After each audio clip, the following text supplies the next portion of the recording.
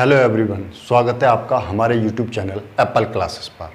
आज की इस क्लास में हम क्लास 8 की ज्योग्राफी का लास्ट टॉपिक करेंगे। इसके बाद हमारी ये ज्योग्राफी जो है पूरी ख़त्म हो जाएगी। इससे पहले कि हमने सारे पार्ट्स जो हैं कंप्लीट कर रखे हैं और ये जो पार्ट 6 है मानव संसाधन, इसका जो फर्स्ट पार्ट है वो भी हमने कंप्लीट कर लिया है। क्लास 8 की ज्योग्राफी की प्लेलिस्ट बनी हुई है, एप्पल क्लासेस पर जाकर आप देख सकते हैं अगर आपने नहीं देखा है तो। चलिए, तो आज की क्लास में जो पार्ट 2 बचता है उसको हम कंप्लीट कर लेते हैं और इसके बाद ये पूरी की पूरी ज्योग्राफी की बुक है वो कंप्लीट हो जाएगी। इसके बाद हम कुछ परीक्षा के नज़रिए से हम क्लासेस को करते रहेंगे, जिसमें हम परीक्षा उपयोगी क्वेश्चंस को करते रहेंगे। तो आज की क्लास में हमें कुछ एक पॉइंट्स जो बाकी रह गए हैं उनको कंप्लीट करना है, जैसे कि जनसंख्या परिवर्तन। जनसंख्या परिवर्तन क्या है? जनसंख्या परिवर्तन क्या होता है? तो जनसंख्या परिवर्तन होता है एक निश्चित अवधि के अंतराल में, एक निश्चित अवधि के दौरान लोगों की संख्या में परिवर्तन होता है। मान लीजिए एक निश्चित फिक्स समय अंतराल है जिसके अंतर्गत लोगों की जो संख्या होती है उसमें परिवर्तन हो जाता है। जैसे एक स्थान ये है और एक स्थान ये है, यहाँ पर लोग रहते हैं और यहाँ पर भी लोग रहते हैं, लेकिन कुछ समय बाद देखा गया तो कुछ लोग यहाँ से यहाँ आकर रहना शुरू कर दिए। तो ये एक लगभग 5 साल के अंतराल पर हम देखें तो यहाँ की जो जनसंख्या है वो धीरे धीरे कम हो गई और यहाँ की जो जनसंख्या है वो धीरे धीरे बढ़ गई। तो इसको हम क्या कहते हैं? जनसंख्या परिवर्तन कहते हैं, क्योंकि यहाँ से जनसंख्या यहाँ पर ट्रांसफ़र हो गई। इसी को हम जनसंख्या परिवर्तन कहते हैं, क्योंकि विश्व की जो जनसंख्या है वो स्थिर नहीं है, लगातार बदलती रहती है। जनसंख्या में ऐसा जो परिवर्तन है, जनसंख्या बदलती क्यों रहती है? तो इसका मुख्य कारण है जन्म और मृत्यु। क्योंकि लोगों की जनसंख्या जो है, बहुत सारे लोग जन्म लेते हैं और बहुत सारे लोगों की मृत्यु हो जाती है। इस बीच में जन्म दर और मृत्यु दर के बीच में एक जो गैप बचता है उसके कारण क्या होती है? जनसंख्या में वृद्धि होती है।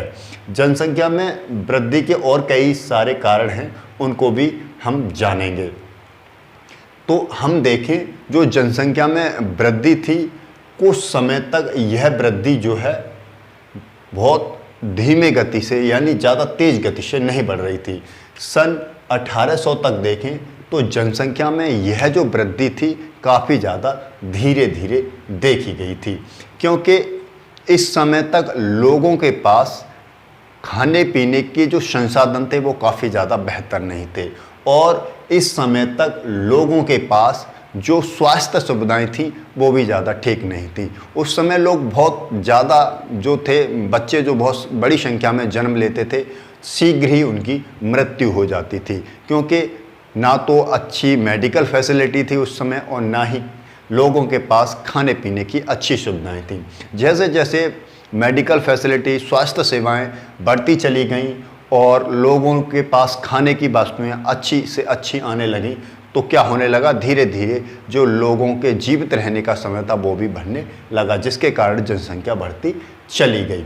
एक समय आता है 1800 से और 1960 तक का, तो इस बीच में हम देखें 150 साल का जो एक समय अंतराल है, उसमें जो जनसंख्या थी विश्व की, वो विश्व की जनसंख्या एकदम से तेज़ी के साथ बढ़कर 3 अरब हो गई। यानी जनसंख्या में बहुत ज़्यादा परिवर्तन हो गया। दूनी से जनसंख्या, पहले 1 अरब जनसंख्या हुआ करती थी, तो इन 150 वर्षों के बीच में हम देखें तो विश्व की जो जनसंख्या थी वो बढ़कर 3 अरब हो गई। जनसंख्या के इतने ज़्यादा परिवर्तन को जनसंख्या विस्फोट कहा गया। क्या कहा गया? जनसंख्या विस्फोट कहा गया। जनसंख्या विस्फोट का मतलब है किसी स्थान पर, हम कहें कि एक निश्चित अंतराल पर किसी क्षेत्र में जनसंख्या की एकाएक वृद्धि हो जाना। हम देखें तो यहाँ एक निश्चित लगभग 150 वर्ष के अंतराल में जनसंख्या क्या हो गई? 3 गुनी हो गई। पहले 1 अरब जनसंख्या हुआ करती थी, वहीं 150 वर्ष के अंतराल में यह जो जनसंख्या है बढ़कर कितनी हो गई? तो ये हो गई 3 अरब। इतनी जनसंख्या बढ़ जाने को क्या कहा गया? जनसंख्या विस्फोट कहा गया। वहीं हम देखें तो यह जो जनसंख्या है अगले 30 वर्षों में, यानी 60 से लेकर हम लगा लें तो 90 आ जाएगा, 30 वर्ष के अंतराल में देखें तो यह जो जनसंख्या थी फिर से डबल हो गई, यानी कि 6 अरब जनसंख्या हो गई विश्व की। तो इस तरह से जनसंख्या में काफ़ी ज़्यादा परिवर्तन आया। तो यह परिवर्तन जो है जन्म दर और मृत्यु दर के कारण आता है, और कई सारे फैक्टर होते हैं, उनको भी हम जानेंगे। तो जन्म दर क्या होता है? जन्म दर होता क्या है? 1000 पुरुषों पर जो जीवित जन्म लेने वाले बच्चों की जो संख्या होती है उसको हम जन्म दर कहते हैं। यानी कि 1000 लोग हैं, उन पर कितने बच्चे जीवित हैं उसको जन्म दर कहा जाता है। इसी तरह से जो मृत्यु दर होती है वो भी होती है। 1000 जीवित व्यक्तियों पर मरने वाले लोगों की जो संख्या होती है उसको हम मृत्यु दर कहते हैं।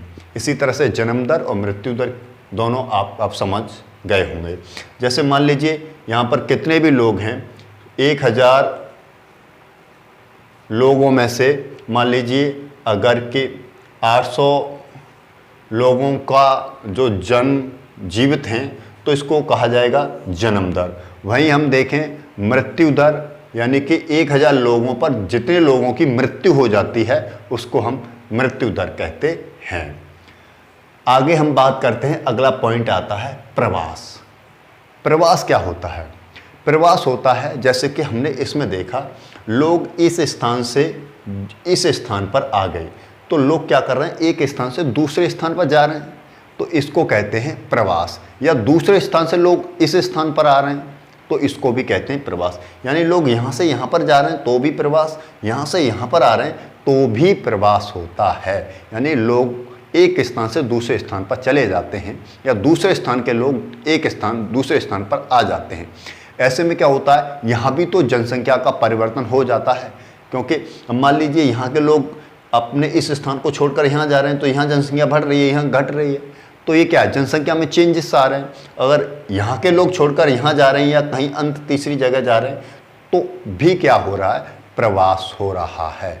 ऐसे में जो जनसंख्या है उसमें परिवर्तन आ रहा है, तो इसको ही हम कहते हैं प्रवास।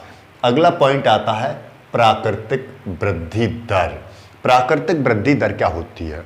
जैसे बच्चे जन्म लेते हैं और बड़े होते हैं, बड़े होने के बाद मर जाते हैं, कुछ जन्म के बाद मर जाते हैं, कुछ बीच में मर जाते हैं और कुछ अपने अंततः मृत्यु तक पहुंचकर मर जाते हैं। तो जन्म लेने और मरने के बीच में जो एक गैप है उसे हम कहते हैं प्राकृतिक वृद्धि दर। प्राकृतिक वृद्धि दर, क्योंकि यहाँ जन्म लेने वाले और मरने वाले के बीच में जो गैप है उसमें क्या है, वो एक प्राकृतिक तरीका है। लोग जीवित हो रहे हैं, जन्म ले रहे हैं, लोग मर रहे हैं, तो ये एक प्राकृतिक तरीका है। और जो इस प्राकृतिक तरीके के बीच में जो वृद्धि हो रही है उसी को क्या कहा गया है, उसे कहा गया है प्राकृतिक वृद्धि दर। विश्व की जनसंख्या बढ़ने में प्राकृतिक वृद्धि दर का बहुत ज़्यादा रोल है। अब हम आगे बात करते हैं जीवन प्रत्याशिता। जीवन प्रत्याशिता क्या होती है? जीवन प्रत्याशिता उस समय को कहते हैं जिसमें मनुष्य अपना जीवन यापन करता है। मान लीजिए कोई व्यक्ति 60 साल जीता है, 50 साल जीता है, 70 साल जीता है, तो उसे क्या कहते हैं, जीवन प्रत्याशिता कहते हैं। लगभग हम मानते हैं कि हमारे जो भारतवर्ष में लोगों का जीवन प्रत्याशिता कितना है, 60 वर्ष है। अमूमन कुछ लोग ज़्यादा जी जाते होंगे 60 से, कुछ लोग कम भी जी जाते हैं, तो एक एवरेज भारत की जीवन प्रत्याशिता कितनी है, तो हम 60 मानते हैं। तो उसी को क्या कहा जाता है, जीवन प्रत्याशिता कहा जाता है। यानी किसी देश के लोग अप्रॉक्सीमेटली कितनी वर्ष तक जीते हैं। पहले ये बहुत ज़्यादा डाउन हुआ करता था, लेकिन स्वास्थ्य सुविधाएं बढ़ जाने के कारण और लोगों का खान पीन अच्छा हो जाने के कारण क्या होगी, जीवन प्रत्याशिता भी बढ़ गई है। आगे बात करते हैं हम उत्प्रवासी। उत्प्रवासी क्या होते हैं? उत्प्रवासी क्या होते हैं? उत्प्रवासी ये प्रवास जो हमने पढ़ा उसी का एक अगला पॉइंट है। यानी उत्प्रवासी ऐसे लोग जो अपने स्थान को छोड़कर चले जाते हैं। मान लीजिए यहाँ जो लोग रहते थे ये अपने स्थान को छोड़कर चले गए, तो इनको कहा जाएगा उत्प्रवासी। क्या कहा जाएगा? उत्प्रवासी। और ये जहाँ जाकर रहने लगे तो यहाँ कहा जाएगा इनको प्रवासी। यानी ऐसे लोग जो अपना स्थान छोड़कर चले जाते हैं उनको उत्प्रवासी कहा जाता है। और ऐसे जो लोग जिस स्थान पर आकर रहने लगते हैं, जैसे हमारे देश से बहुत सारे लोग चले जाते हैं छोड़कर, तो हम क्या कहेंगे? उनको उत्प्रवासी कहेंगे। लेकिन वो उस स्थान में जाकर दूसरे देश में जाकर रहेंगे तो वहाँ पर क्या कहलाएंगे? वो प्रवासी, अप्रवासी कहलाएंगे। तो आप इन सभी पॉइंटों को समझ गए होंगे।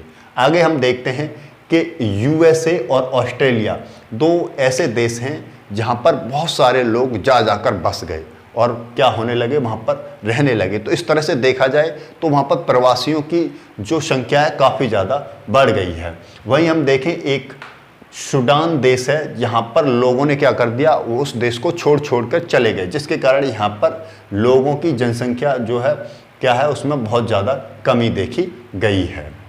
आगे हम पॉइंट देखते हैं जनसंख्या परिवर्तन के प्रतिरूप। जनसंख्या में परिवर्तन के प्रतिरूप कौन कौन से होते हैं?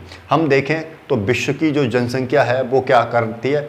एक समान तो है नहीं, लगातार उसमें परिवर्तन होता रहता है, घटती और बढ़ती रहती है। तो घटती बढ़ती रहती है, जिसके कारण क्या क्या है?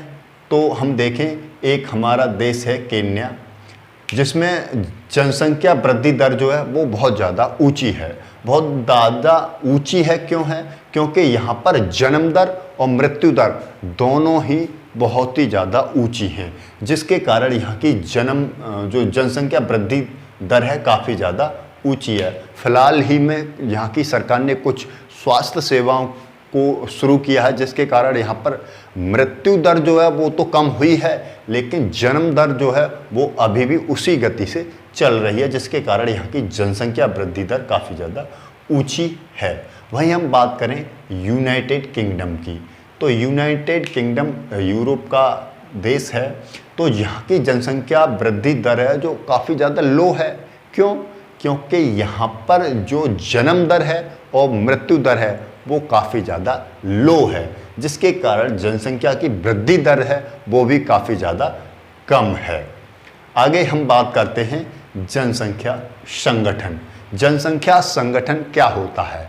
जनसंख्या संगठन की हम बात करें तो जनसंख्या संगठन हम एक जनसंख्या के स्ट्रक्चर से बात कर सकते हैं, जनसंख्या की संरचना से बात कर सकते हैं, मान सकते हैं। तो जनसंख्या संगठन से हम देखें तो जनसंख्या संगठन से किसी भी देश की आर्थिक प्रगति कम हो जाए या बढ़ जाए, इससे कोई खासा प्रभाव नहीं पड़ता है। इसका हम एक उदाहरण देखें, एक उदाहरण हम लें तो एक है जापान और एक देश है बांग्लादेश। बांग्लादेश, ये दोनों देश हैं।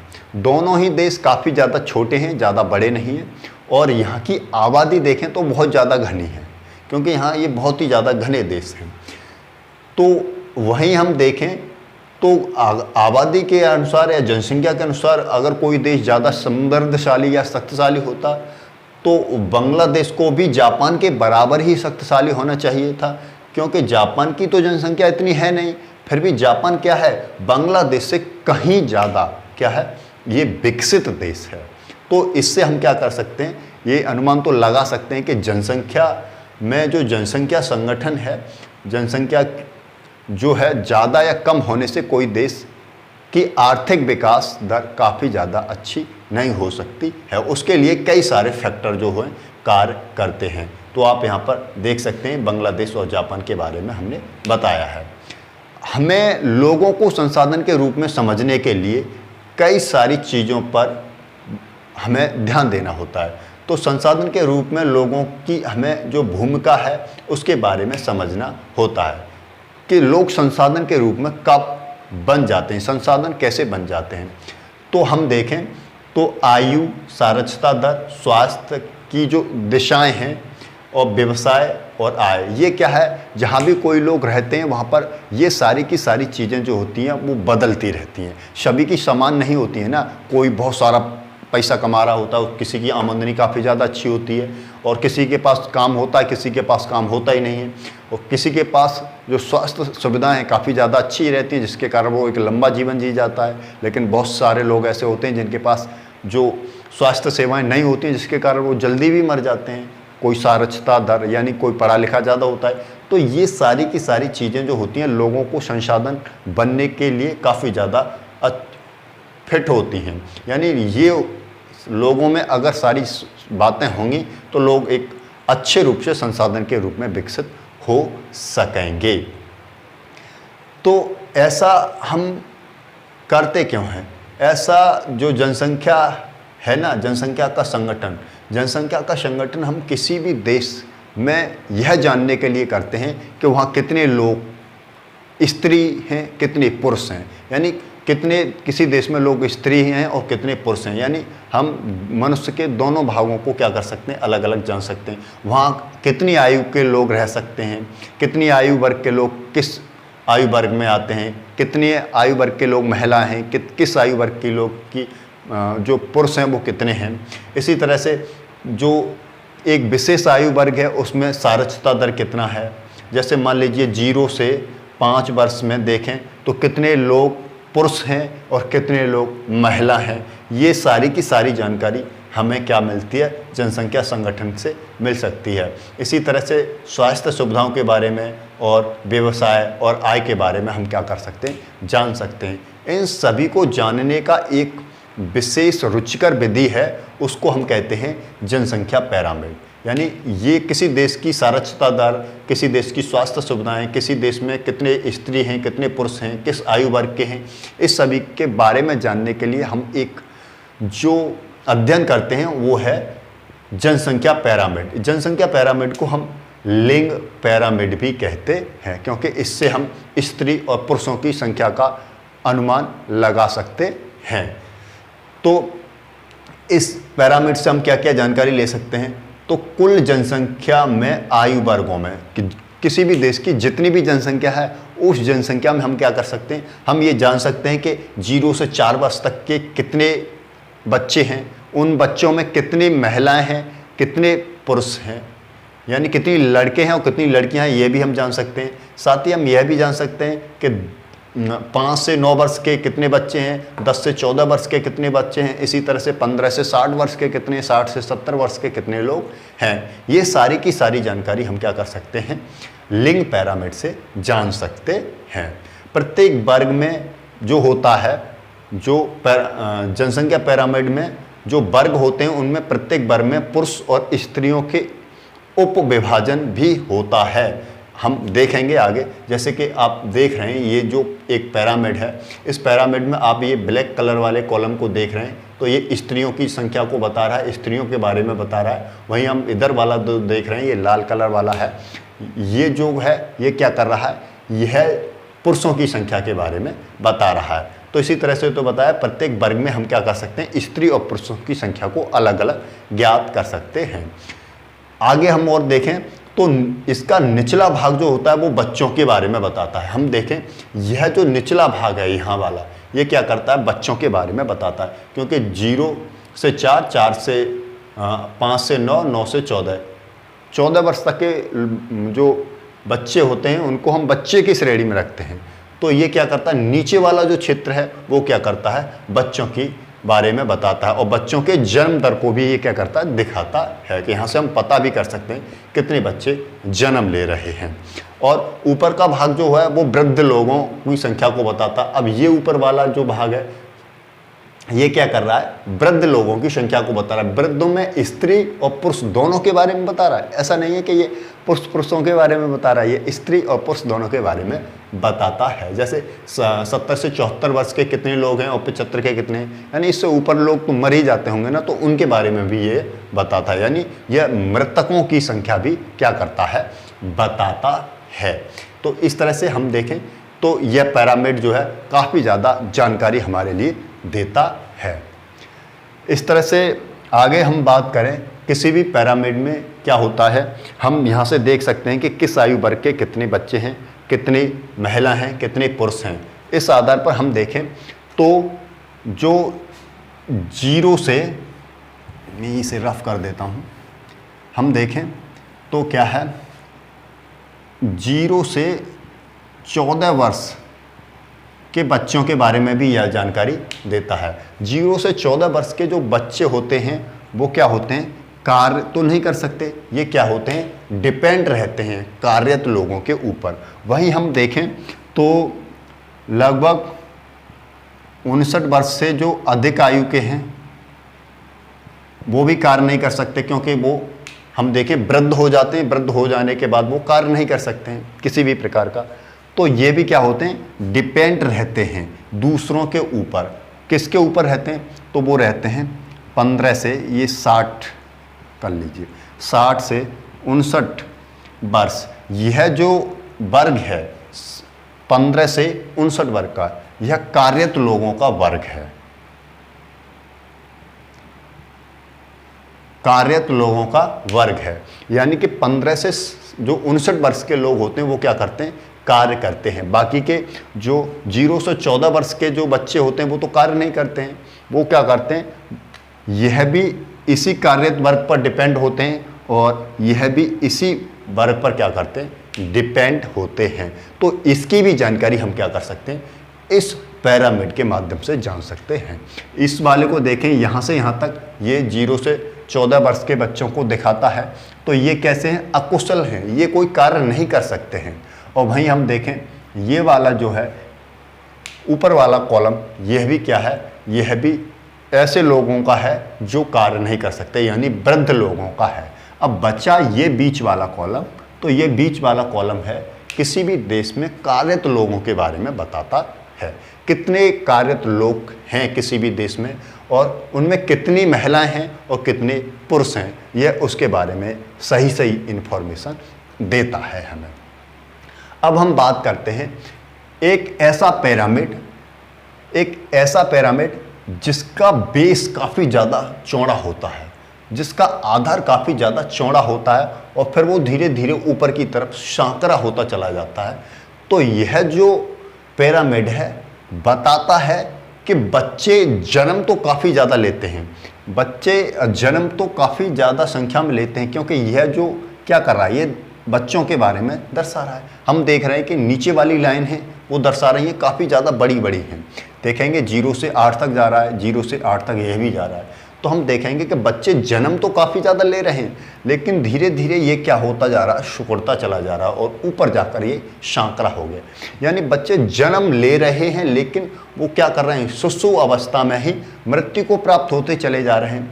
और जो वृद्ध लोग हैं वो काफ़ी कम बचते हैं, क्योंकि वो धीरे धीरे मरते चले जाते हैं, जिसके कारण ऊपर वाला जो हिस्सा है वो काफ़ी ज़्यादा सांकरा होता है, क्योंकि लोग ज़्यादा लंबे समय तक नहीं जी पाते।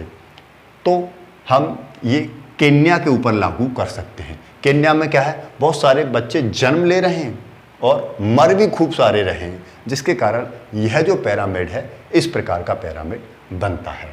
अब हम बात करें दूसरे की, जहाँ पर जन्म दर काफ़ी ज़्यादा है, यानी कि जन्म दर, बच्चे जन्म खूब ले रहे हैं और जी भी रहे हैं।